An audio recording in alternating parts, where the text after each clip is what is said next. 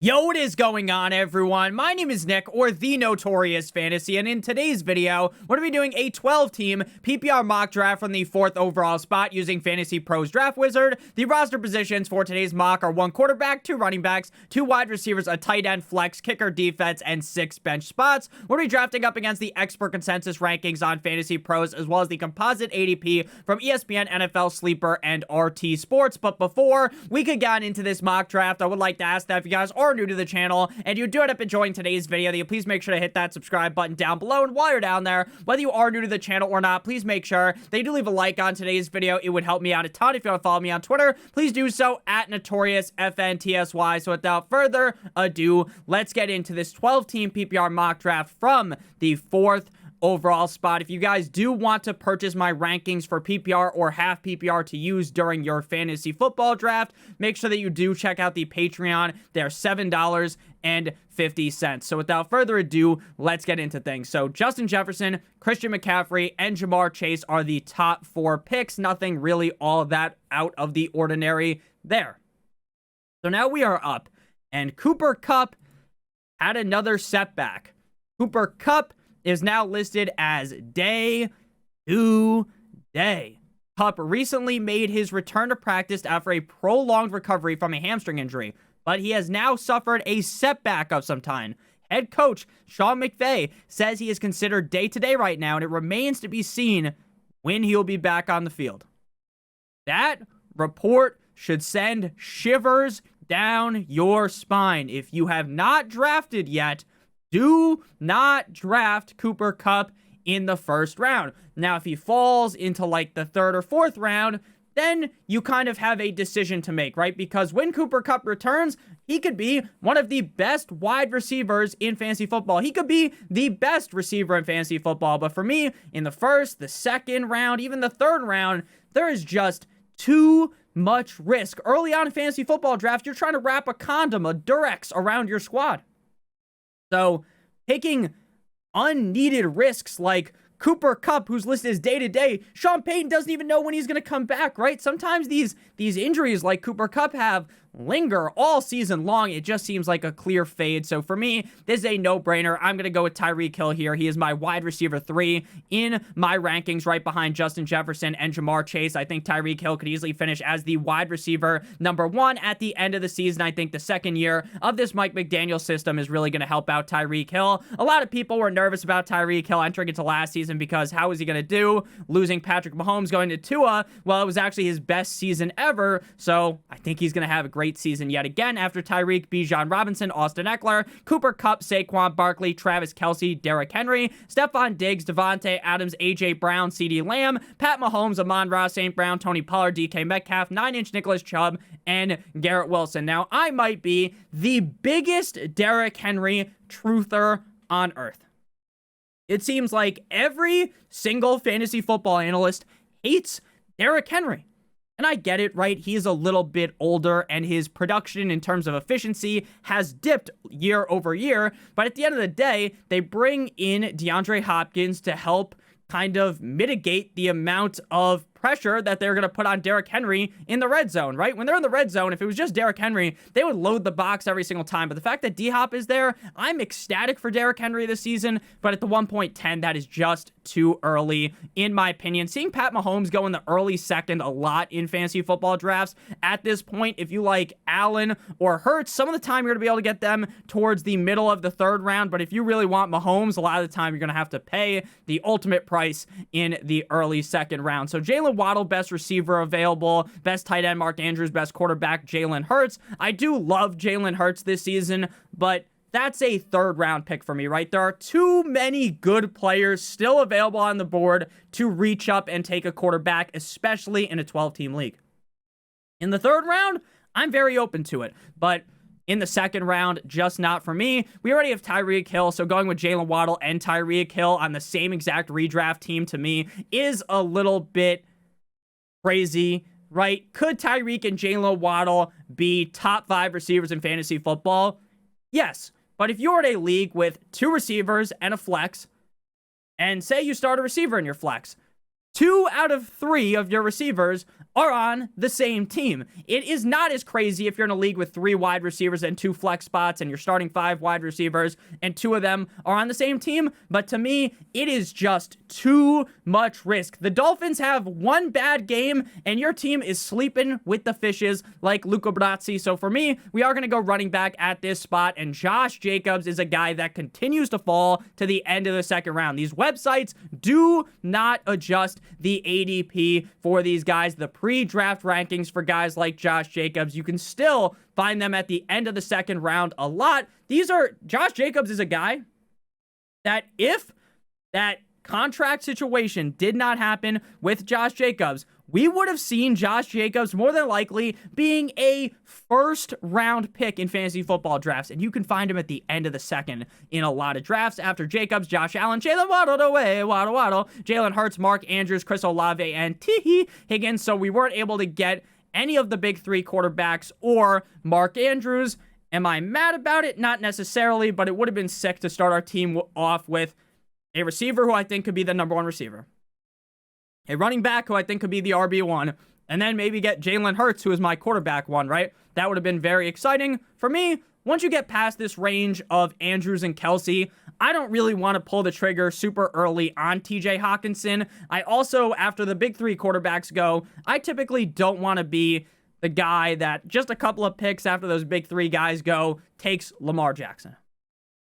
I will take my chance at waiting for a guy like Justin Fields or Justin Herbert to come back to me a little bit later. So quarterback and tight end to me are not going to be the picks. It's either going to be running back or wide receiver. I'm starting to get a lot more excited about Ramondre Stevenson. Now, I get why Ezekiel Elliott signing to the Patriots is not good news for Stevenson. But if we take into account the fact that Stevenson scored 6 touchdowns last season and he was still a top 10 running back in PPR. Now they add in Zeke. Presumably Zeke is going to be vulturing some touchdowns.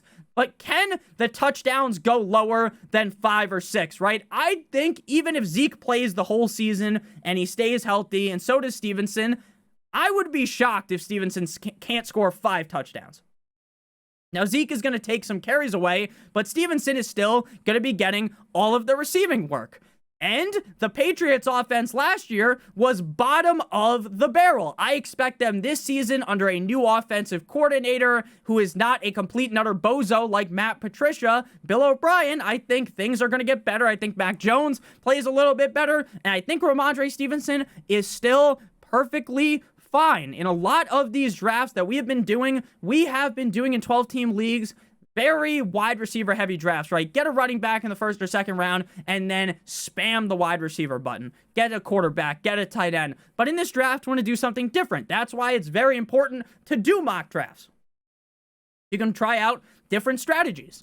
And I am starting to like Stevenson a whole lot more. Again, would I prefer that Zeke wasn't there 100%, but that's not the hand we were dealt, right? We're dealt the hand of Zeke being there, and I think Stevenson's going to end up being just fine. After Ramondre, Devontae Smith, Joe Mixon, Brandon Ayuk, Najee Harris, Keenan Allen, Travis Etienne, his teammate Calvin Ridley, Breece Hall, Dameon Pierce, Jahmyr Gibbs, Ron Jones, Miles Sanders, TJ Hawkinson, Joe Burrow, Amari Cooper, and Lamar Jackson. A very quarterback-heavy room early on here. Not really all that surprising. A lot of drafts I have seen that people have sent me of their fantasy football drafts, quarterbacks are flying off the board this season. And in drafts like this, right, we're not going to go Justin Fields here at the 4.09. If we don't get Fields at the 5th pick here at the 5.04, then we don't want to get caught lacking, because in these rooms where people are spamming quarterbacks early, there's going to be someone that drafts Lamar in the 4th and then takes Tua in the 9th round. So you don't want to really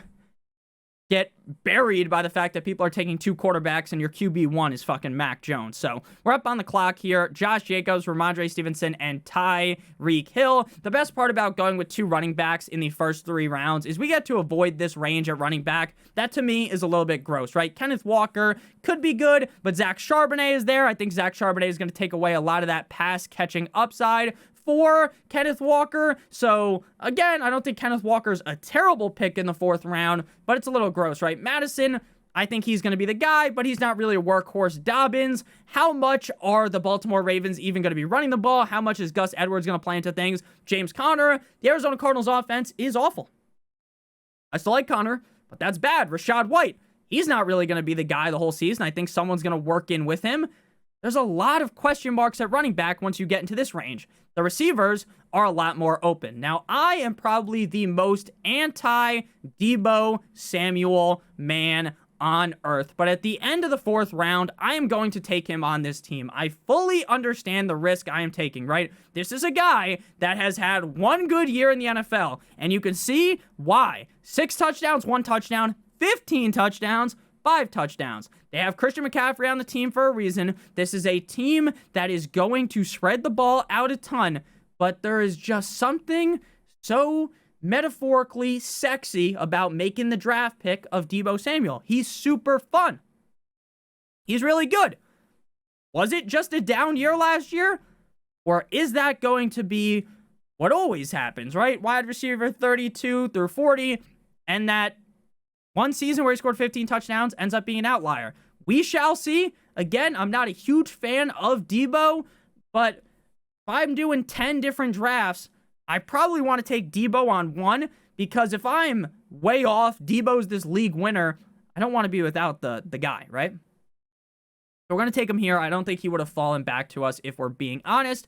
And now, since we already have Jacobs and Stevenson, I am going to continue to draft a bunch of wide receivers so that if Deebo ends up sucking donkey cock like I believe he will, then we're going to have other options to replace him. If you guys have enjoyed thus far, hit that subscribe button, hit that like button. Definitely would like to go with Justin Fields here, but again, we start off so many teams going quarterback early, so we want to go ahead and do something a little bit different here. Looking at wide receiver, Chris Godwin, DeAndre Hopkins, Drake London, Deontay Johnson. For me, there's a clear pick here. It's between Drake London, DeAndre Hopkins, and Deontay Johnson. We're going to go with Deontay Johnson. This time, his ADP has been screaming up boards. Now, depending on which website you play on, his ADP is going to be very different.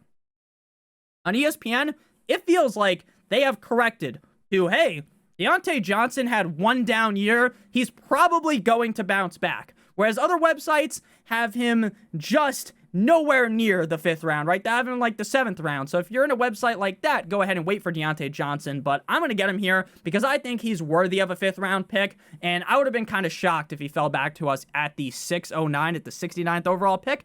Very nice. I like. So we're back up on the clock here. After Deontay Johnson, we see Drake London, DeAndre Hopkins, Javonte Williams, Tyler Lockett in my pocket, skirt, Christian Watson, Chris Godwin, Trevor Lawrence, Jonathan Taylor, Darren Waller, J.K. Dobbins, Kyle Pitts, James Conner, Christian Kirk, Dallas Goedert, Justin Fields, and Rachaad White. So, since we didn't go tight end or quarterback here, all the tight ends that I really like are gone.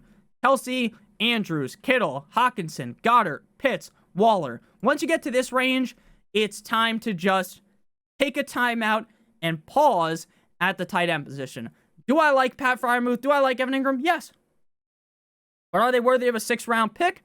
Fuck no, baby. You can just wait until like the 9th round and get whoever is left of this group, right? I'd even be fine drafting Higbee in the 11th round because without Cooper Kupp, this is a offense with no one to throw the fucking ball to. And if Stafford's able to stay healthy, then you're going to see a whole lot of Higbee. So it is now our turn to pick here. Again, we're not going to be going tight end. We're not going to go quarterback in this range. Because again, now we're in the range of Watson, Dak. Like, these aren't 6th round picks. Like, I think Watson's going to have a great season, but he's not a 6th round pick for me. Terry McLaurin is interesting falling into the 6th round. This is a guy that could miss multiple games to start off the season. And again, I just try to be as risk-averse as possible in terms of injuries. These injuries are going to find you. I say this a lot. The injuries are going to find you in a back alley and mug you for every fucking thing you own and then hit you with the Tanya Hardin special. Right. That's what's going to happen. The injuries are going to bend you over a table. And they're not even going to spit on it beforehand, right? You are going to get screwed by injuries. So don't go into the season chasing the injuries down, right? But Nick, I love Jerry Jeudy and Terry McLaurin. I love Terry McLaurin more than I love a lot of things in life. I am a Terry McLaurin truther at heart. I have Terry McLaurin's name tattooed on my chest, right? Or it's like one of those tattoos like on your arm where it's like, I love mom now. I love Terry McLaurin. I do. But in the 6th round, the motherfucker might miss 3 games. Like, Jerry Jeudy might be in danger of missing multiple games, right? They didn't put him on the short-term IR, but there's a lot of worries that he might miss 5th 5 to 6 games. Dude, he scares me. Questionable for week 1, and it's a toe injury. We know those toe injuries be lingering. So it's kind of scary, right? So I'm going to go with my boy, MPJ. Now, Michael Pittman tweaked his ankle at practice a couple weeks ago. Doesn't appear to be anything super serious. The question is, will we be able to get him in the next round? Because I think he's going to fall back to us, so we are going to jump back in the running back room here and then kind of avoid running backs for a while because I'm very confident in our running back room, but I think it would also be a reach to go for Michael Pittman here when I think he will fall back to us in the 7th round. Plus, if he doesn't, there's still a lot of options at receiver that I like in the 7th round anyways. So we are going to go ahead and get James Cook here. Now, I don't have James Cook ranked the highest out of these running backs. I have David Montgomery ranked the highest, but I want to go ahead and get James Cook because I think there is a whole lot more upside for James Cook than David Montgomery if the season plays out as usual. Now, obviously, there's a universe where Gibbs gets hurt, knock on wood, and Montgomery is fucking feasting on the touches in Detroit. This was one of the most effective rushing games for fantasy football last year in Detroit. Buffalo notoriously swinging and missing at running back. Every fucking time you draft them in fantasy, they don't do shit. Josh Allen runs the ball in, right? But Devin Singletary's gone. James Cook has been getting the gawk 9,000 from every single beat reporter at Bills camp. Every time we've seen James Cook in training camp, he actually does look good. And he performed well in preseason action. So I'm going to go with James Cook here.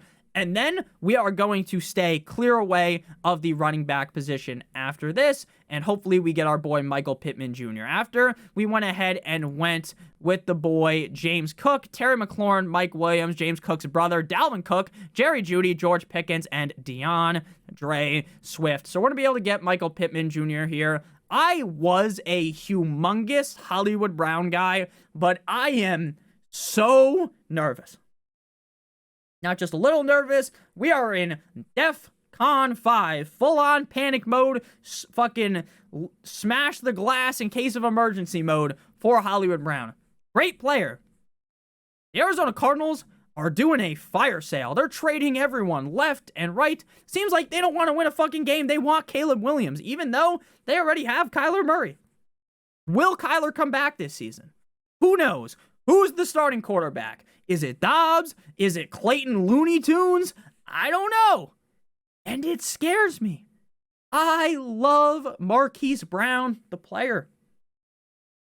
Especially without D-Hop there. It could be so exciting. And maybe it does end up being exciting. Maybe he gets shipped off to a team to be their number 1 receiver, and things are all fine and jolly in the world. You draft him in the 7th round, and it pays off. There's also a chance you draft him. They don't trade him. The team is flopping like a fish out of water. They can't win a game to save their lives. Hollywood Brown, for me right now, is a guy, again, I like the player. Just a clear avoid when there's still so much talent left available. Mike Evans, another guy, groin injury. Everything I've seen is that he should be fine. But again, trying not to chase the injuries. If he falls into like the 8th, yes. But right now in the 7th, it is a little scary. A little bit scary. So we are going to go with Michael Pittman here. I am a big believer in Anthony Richardson. I think he's a better passer than people give him credit for. I think Michael Pittman's better than people give him credit for. Right? This is a guy with back-to-back 130-plus target seasons. Problem was the receiving yards and the touchdowns because the quarterback was Carson Wentz. It was Matt Ryan and Sam Ehlinger. Michael Pittman is the classic Terry McLaurin, the classic DJ Moore of player is good. Hashtag good. Quarterback fucking reeks. Stinks.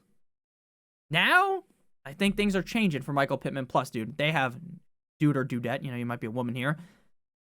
They don't have a lot of receivers.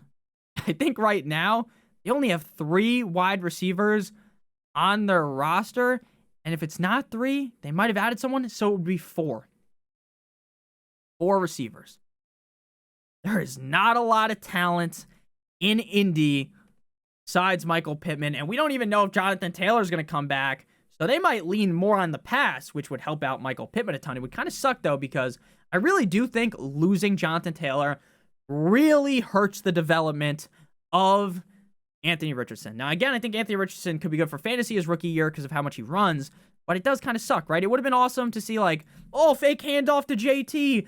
Fucking Richardson runs for 70 yards into the end zone. We're not seeing that with the running backs they have there. Hopefully they bring in Kareem Hunt or Leonard Fournette. Obviously, they are no Jonathan Taylor, but at least then they would have a decent running back. After Michael Pittman, Jahan Dotson, Hollywood, Brown, Alvin Kamara, Dickey, Dak Prescott, David Montgomery, Mike Evans, Jordan Addison Ray, Danny Dimes, Treylon Burks, Brandon Cooks, 49ers defense, Khalil Herbert, Gabe Davis, Antonio Gibson, Michael Thomas, and Zay Flowers. So we're up on the clock here, looking at the teams by roster. This is probably the coolest thing that Fantasy Pros has that I wish every other website has.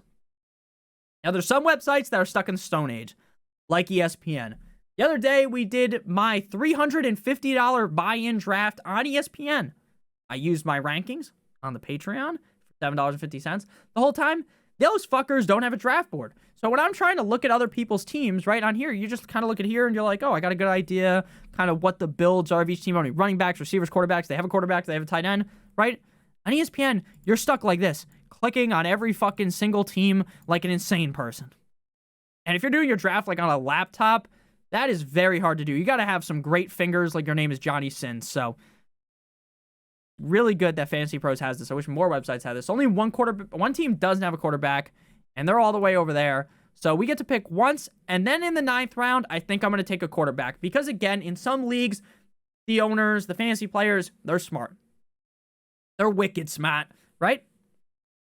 But some leagues, you're playing with some people with a couple screws loose, right? Not the sharpest knives in the cupboard, where you don't take your quarterback in the 9th round, then 3 people take backup quarterbacks. You're in the 10th round, and you're like, oh, geez, what do I do? And they're like, all right, I'll wait, right? No one else is going to take a quarterback, and then 3 more quarterbacks go, and then you're sitting there like, holy shit. Now I have Russell Wilson as my starting quarterback, right? So you don't want to get caught lacking in that sense. So we're going to pass on Watson here. We are going to go with, let's see, what's Evan Ingram's ADP? Pick 79. Again, this is the one thing that Fantasy Pros Draft Wizard really reeks at. If you don't go with the tight end early, after those big tight ends, like the big tight end names, they just never come off the board. Like, you'll be at the end of the draft, and Ingram and them will still be there. So we're going to pass on tight end. I don't know which tight ends would actually be available. Like, again, I don't really want to take Njoku in the 8th round anyway. So we're going to go ahead and go with a wide receiver at the spot again, because I am nervous about Deebo Samuel. I'm just going to be completely honest with you. So we are going to go with another wide receiver here, and we're going to go with more of an upside pick here. Actually, they're kind of all upside picks. We're going to go with Courtland Sutton. Again, without Jerry Jeudy for the first couple of games, we can really see Courtland Sutton potentially step into his own in this offense. Now, there's also a chance that Jerry Jeudy comes back and Courtland Sutton is instantly devalued, but this was an 8th round pick, and like I talk about a bunch on the channel, the later you get into the draft, the more risky you are allowed to be.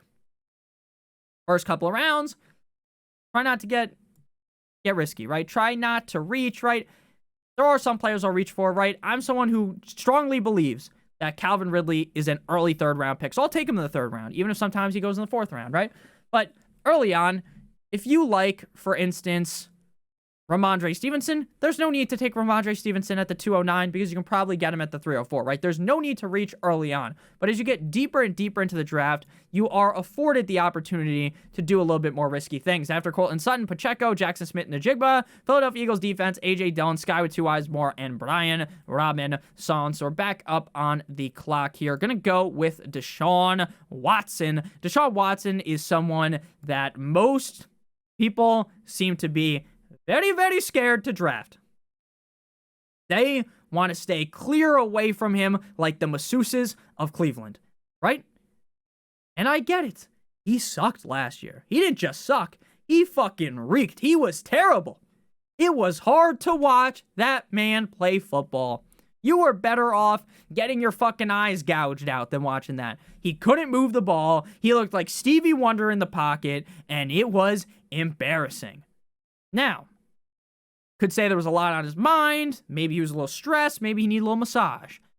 Can't be getting those anymore, pal. But what I will tell you is he has looked better in the preseason action. He also kind of likes to run the ball. He's an interesting pick. I get there's risk with it, right? He looked like shit last year. We all know. But I'm willing to take that risk late because I think Watson could be a top 5 quarterback, right? We've seen him do it in the past. Why not now? With a pretty solid receiver core in Cleveland and a great running back in the boy, 9-inch Nicholas Chubb. After Watson, Elijah Moore, his teammate, Juju Smith-Schuster, Corvette, Damian Harris, Kadarius Toney, Rashad Master Bateman, Odell Beckham Jr., Evan Ingram, Zach Charbonnet, Jacoby Myers, Samaje Perine, Quentin Johnson, Rashad with 2 A's, Penny, Jerick McKinnon, Devin, 2 Chains, and Romeo throw up the Dobbs at Freiermuth. So we're up on the clock here. I'm going to go running back. We're going to go with... Ooh, this is tough. This is real tough. Like picking, you remember when you were like a kid? I don't know how old you guys, there's a variety of different ages to watch these videos. Some may relate when you were a kid, you get like the Game Boy, trying to figure out which Pokemon is going to be your starter. Do you remember how tough that was? At least for me as a kid. I always went with Squirtle. I love my boy Squirtle. But yeah, I always found it to be very tough as a kid. So maybe that's not a very relatable thing for everyone. It is tough. Jamal Williams, Jaylen Warren, Raheem Mostert, Jeff Wilson. With Kendre Miller, dude, his fucking picture is crazy. Why is Jamal Williams smiling like that? We're taking him, and then I'm going to explain, because I don't want him staring at me like that through the screen. But, yeah, Jamal Williams, with Kendre Miller banged up again, without Alvin Kamara for the first 3 games, you can reasonably play Jamal Williams in the flex for the first 3 games of the season. Jamal Williams, if Alvin Kamara looked like how he looked last year, we could really see Jamal Williams being like a fucking genius pick in the 10th round. Now, Kendre Miller could come back a couple of weeks. Taysom Hill scored all these touchdowns. Kamara looks good. And maybe Jamal Williams is bad. But at least he's a 3-week rental that you can play. And there might be some bozos, some gavons in your league where some morons, you take Jamal Williams, you send him to him, and they give you some other good player.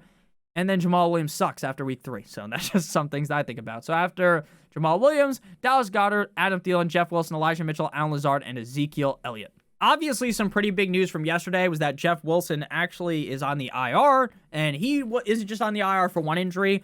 It's like one of those where, you remember that game where you would do surgery on the guy, and he has like every fucking issue on the earth, right? And you're like grabbing little tweezers trying to take the things out. I don't remember what that's called. That's basically Jeff Wilson. He's got every injury under the book.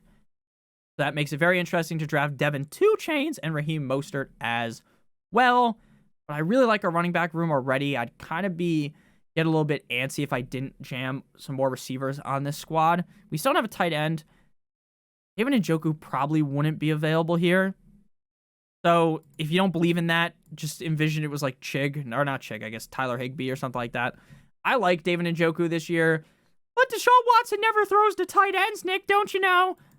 Well, that's because he's never had a tight end like David Njoku to throw the ball to. After David Njoku, Jaylen Warren, Rondale Moore, Marvin Mims, Van Jefferson, Tua Tagovailoa, Devin Singletary, Tank Bigsby, Raheem Mostert, Dalton Schultz, Kenneth Gainwell, Darnell, here comes the Mooney, Kirk Go Chains, Geno Smith, Greg Dulcich, Tyler Higbee, and Tyler Algier. If you want to go with the second tight end, that's fine, but we do not swing that way. We are going to go with yet another wide receiver on the squad. We are going to go ahead and get, if your league does let you put a suspended player on the IR, I don't mind drafting Jameson Williams, but if your league doesn't let you do that, you're better off just passing on him, and then 3 or 4 weeks in the season when someone inevitably cuts him, then you just hold him for like the last couple games, right? Or you can just wait until like week 6 when he actually is about to come off the suspension. I love Nico Collins so much. We take him in so many of these drafts. He would normally be the pick. We're not going Boyd. Boyd is not a 12-team pick. Like, he's a decent player. Like, you play him every week and you're fine with it. But in a 12-team league with just 2 receiver spots and a flex, Boyd is basically doing, what is that called? Possum, rolling over, letting them pet your belly at the flex spot. Because Boyd's going to get 10 points, but he's probably not going to get 20 unless Jamar Chase or T. Higgins are hurt. He's not a guy I want. Late in the draft, I want to be taking fucking swings for the fences. I don't want to be taking like easy layup, right? So we're going to go ahead and get Jonathan Mingo. Could be the receiver 1 on the Panthers. Could be the receiver 4. Best part about that is we'll figure it out very soon. We can just cut him. Not really all that big of a deal. And then we are going to close this bish out with a running back. We are going to go with Roschon Johnson. I am a Khalil Herbert guy, in and out, pause. I am a thoroughbred Khalil Herbert guy, but I will acknowledge Roschon Johnson's actually pretty good. And if he does split the carries, and if Khalil Herbert does go down, knock on wood, I think Roschon Johnson would be a smash play weekly. Now, since we filled our whole roster out, we're going to go with our kicker and our defense. We're going to get Harrison, Bucker, the fucker, and then we're going to go with the defense. Again, for defenses, you don't need the best defense. You need a defense playing a not-so-hot opponent week 1. For instance, the Chiefs. They have a pretty meh defense to me. Last year, they finished as the defense 11. They're okay, right? But they faced the Lions week 1. And I know the Lions, this, that, and the other thing. The Lions offense can score points. Kansas City Chiefs defense might score 4 fantasy points. You don't want that. Then they play the Jaguars. Then they play the Bears. And they play the Jets, right? These are hard opponents. So you want to go with the defense. That's sure, they might not be as good as the Steelers, but they have a good matchup. For instance, the Washington Commanders going up against the Arizona Cardinals, a team in so much dismay that they're trying to do some college football shit where they don't even name their starting quarterback. It's a competitive advantage. No, it's not, you bozo. Not. That's what the head coach said of the team. Not. So, our team here is composed 95 out of 100. Chef's kiss. Quarterback, Deshaun Watson, Josh Jacobs, Ramondre Stevenson. Receivers are Tyreek Hill, Deebo Samuel. Tight end, David Njoku. Flex, Deontay Johnson. Defense, the Commanders. Kicker, Harrison Bucker. Our bench is comprised of James Let Him Cook, Michael Pittman, Cortland Sutton, Jamal with 2 A's, Williams, Jonathan Mingo, and Roschon Johnson. So let me know down below in the comment section what you guys thought about today's draft. Did you love it? Did you hate it? If you want my rankings, again, check them out on Patreon for $7.50, half PPR and full PPR rankings. If you stay subscribed to the Patreon, I will answer every single question you ask on there, guaranteed. And you will receive my weekly rankings every single week on there. So thank you guys for watching. Click on one of the videos on the screen. Click on that subscribe button if you're new. See you guys later. Toodaloo, kangaroo, in a while, crocodile. Good.